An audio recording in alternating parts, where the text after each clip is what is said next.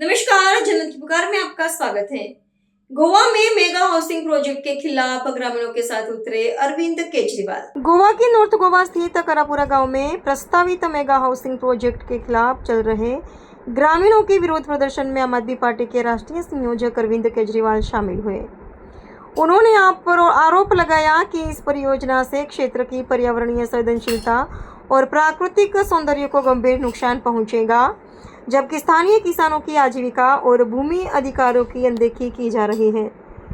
केजरीवाल ने दावा किया कि कुछ प्रभावशाली लोगों को इस परियोजना से आर्थिक लाभ होगा, जबकि इसकी कीमत गोवा की जनता और पर्यावरण को चुकानी पड़ेगी। अरविंद केजरीवाल की पूरी बात सुन लीजिए। हम लोग कारापुर विलेज अभी आए हुए हैं, जहाँ पे लोग यहाँ पे जो प्रोजेक्ट चल रहा है उसके खिलाफ बैठे हैं। गांव के लोग चाहते हैं कि ये प्रोजेक्ट नहीं होना चाहिए, क्योंकि यहाँ पे जो प्लेटो है वो प्लेटो यहाँ के गांव के लोगों की खेती के लिए और उनके अपने जीवन के लिए बहुत इम्पॉर्टेंट है।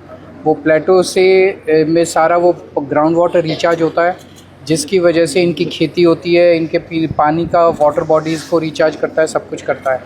प्लस ये पूरा इलाका जो है इकोलॉजिकली सेंसिटिव है और एनवायरनमेंट के हिसाब से बहुत इम्पॉर्टेंट है।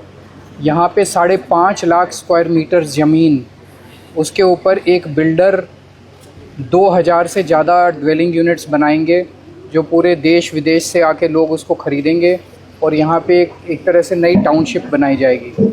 उससे यहाँ के पूरा जो नेचुरल ब्यूटी, गोवा अपनी नेचुरल ब्यूटी के लिए पूरी दुनिया में फेमस है, पूरी नेचुरल ब्यूटी ख़राब हो जाएगी, इसका एनवायरनमेंट ख़राब होगा, यहाँ के लोगों की खेती ख़त्म हो जाएगी, लोगों के इस ज़मीन में टेनेंसी राइट्स हैं उसका भी ख्याल नहीं रखा गया, कैशू नट्स उगाते हैं लोग, यहाँ पे तरह तरह की खेती करते हैं, वो भी सब ख़त्म हो जाएगी।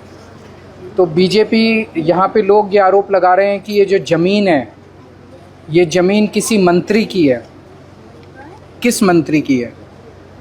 मैं सीएम साहब से पूछना चाहता हूँ, यहाँ के जो प्रमोद सावंत साहब हैं, कि ये किस मंत्री की ज़मीन है? उस मंत्री को करोड़ों अरबों का फ़ायदा होगा ये ज़मीन बेचने से।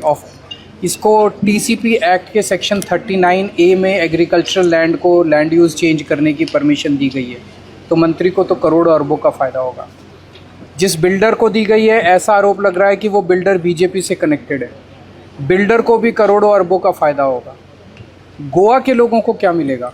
इस गांव के लोगों को क्या मिलेगा? इस गांव के लोगों को तो कुछ नहीं मिलेगा। इस गांव के लोगों को तो बर्बादी मिलेगी। इस गांव के लोगों का तो जीवन, खाना पीना सब बर्बाद हो जाएगा। वो बिल्डर कमाएगा और ज़मीन जिसकी है वो कमाएगा। तो हमें ये लगता है कि ये बीजेपी की सरकार 2 साल पहले ये सेक्शन 39A लाई थी। सेक्शन 39A के तहत इसी किस्म के पूरे गोवा के अंदर कई परमिशंस दिए गए। केवल और केवल ये बिल्डर्स की सरकार है, ये कॉलोनाइजर्स की सरकार है, पूरे गोवा को बर्बाद करने में तुली हुई है। खूब भ्रष्टाचार हो रहा है सेक्शन 39A के तहत।